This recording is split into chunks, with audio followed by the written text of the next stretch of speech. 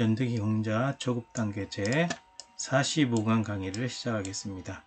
신명기 14장에서 18장의 내용을 정리해 드리도록 하겠습니다. 신명기 공부 중에 있습니다. 14장의 내용을 보시면 금지된 애도법이 나옵니다. 죽은 사람을 위해서 몸을 베거나 이마의 털을 밀지 마라. 너희는 하나님께서 선택하신 거룩한 백성이다. 이렇게 말씀하고 있고요. 그 다음에 이제 이 정한 짐승과 부정한 짐승에 대해서 얘기를 하고 있는데, 레위기는 11장 젓가락, 신명기는 14장 그래서 식사, 신명기 식사, 레위기 젓가락. 이렇게 하면 이제 정한 짐승, 부정한 짐승을 좀 쉽게 기억할 수 있을 것 같은데요. 가증한 것을 먹지 말고 깨끗한 것을 먹어라. 그래서 정한 짐승과 부정한 짐승에 대해서 기록을 해놓고 있고요. 스스로 죽은 것 먹지 말고 염소 어미와 새끼를 같은 날 잡지 마라. 이 내용이 같이 포함이 되어 있습니다. 그 다음에 14장 세 번째 내용이 11조에 대한 규례인데요. 토지소산, 매년 토지소산의 11조는 하나님께 드려야 된다. 하나님 경외를 배우도록 해라. 11조는 하나님의 것입니다. 그래서 너무 많아가지고 가지고 갈 수가 없다고 한다면 돈으로 바꿔서 드려도 되는데, 이 모든 11조는 레위인의 것이다. 그 다음에 매 3년 끝 모든 소산의 11조는 각 사람들이 사는 성읍, 그 지역에 저축해라.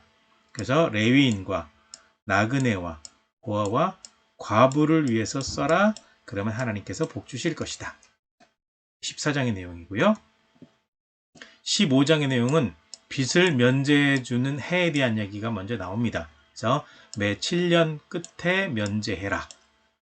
이웃에게 구워준 것을 면제해라. 이방인에게는 꼭 받아도 되지만 같은 동족에게는 그러지 마라. 가난한 형제에게 야박하게 군다라고 하는 것은 못 갚을까봐 안 빌려주는 걸 얘기하죠. 야박하게 굴지 말고 반드시 빌려주도록 해라. 이렇게 말씀하고 있고요.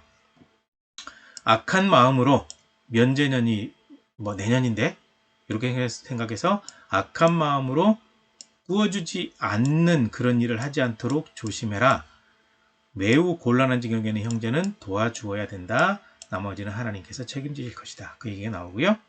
그 다음에 종을 대우하는 법에 대해서 나옵니다. 히브리 남자, 이스라엘 남자나 여자가 종이 되었다고 한다면 7년째 해에는 놓아주어야 된다. 이때 빈손으로 보내지 말고 너희가 수확한 것 가운데 얻은 것 가운데서 후히 주어서 보내라. 이것이 하나님의 복을 받는 길이다. 그런데 만약에 그 종이 함께 살겠다고 하면 귀를 뚫어라. 그러면 영원히 너희의 종이 될 것이다. 이렇게 말씀하고 있고, 15장 세 번째 내용은 처음 난 소와 양의 새끼는 하나님의 것, 처음 난 것은 하나님의 것이다. 반드시 드려라. 그런데 흠이 있는 것은 드리지 말라. 이렇게 말씀하고 있습니다. 그 다음에 16장을 보시게 되면 먼저 6월절에 대한 이야기를 하죠. 이집트에서 인도한 것을 기억하고 6월절을 지켜라. 하나님께서 선택하신 곳에서 6월절을 지켜라. 6일 동안 무교병을 먹고 7째 날에는 하나님 앞에 거룩한 모임. 이때는 이제 하나님 앞에 예배하는 그런 모임으로 보시면 될 것 같고요. 일하지 마라. 그 다음에 77절, 맥추절, 초실절이죠. 곡식의 첫낫을 되는 날부터 7주를 세워서 77절, 맥추절을 지켜라. 그 얘기죠. 복주신 대로 계산해서 자원하는 예물을 드리도록 해라. 성중에 있는 모든 사람이 하나님께서 선택하신 곳에서 즐겁게 행사를 해라. 이집트에서 종되었던 것을 기억하고 하나님께서 정하신 대로 반드시 지켜라. 그 다음에 초막절을 지켜라. 수장절, 장막절, 우리말로는 추수감사절이 되겠습니다. 모든 소출을 거두어 들인 후에 초막절을 지켜야 된다. 성에 있는 모든 사람들이 일주일 동안 지켜야 한다. 하나님께서 선택하신 곳에서 즐겁게 이 축제를 하고 힘 닿는 대로 하나님 앞에 예물을 드려라. 이렇게 말씀하고 있고, 16장 마지막 부분은 재판은 항상 공의롭게 하도록 하고 우상은 절대로 만들어 세우지 마라. 이렇게 말씀하고 있습니다. 그 다음에 17장 내용 보시게 되면 공의롭게 판결 내려라. 흠이나 병이 있는 짐승은 하나님께 드리지 마라. 가증한 것이다. 누구든지 우상을 섬기는 사람은 돌로 쳐 죽이도록 하고 죽일 때는 반드시 2-3명의 증인을 세워라. 한 사람은 안 된다. 그리고 사형, 죽일 때에는 증인들이 먼저 돌을 던지도록 해라.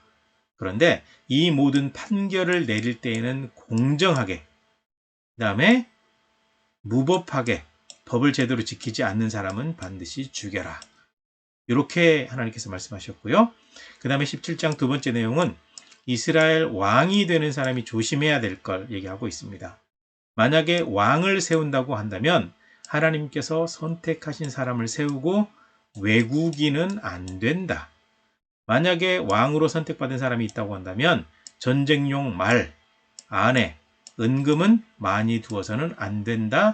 솔로몬이 어겼다가 결국 이스라엘이 망하는데 일조하게 돼버리죠. 그 다음에 왕이 된 사람은 율법서를 등사해서 손으로 기록해서 옆에 두고 읽고 말씀대로 살아서 하나님을 경외하도록 해라. 하나님의 모든 율법과 규례를 준수하고 좌로나 우로나 치우치면 안 된다. 왕이 모범을 보이면 백성들이 따라가게 돼 있으니까 이렇게 명령을 내리셨습니다. 그 다음에 18장 내용 보시게 되면 제사장과 레위인의 몫에 대해서 나오죠.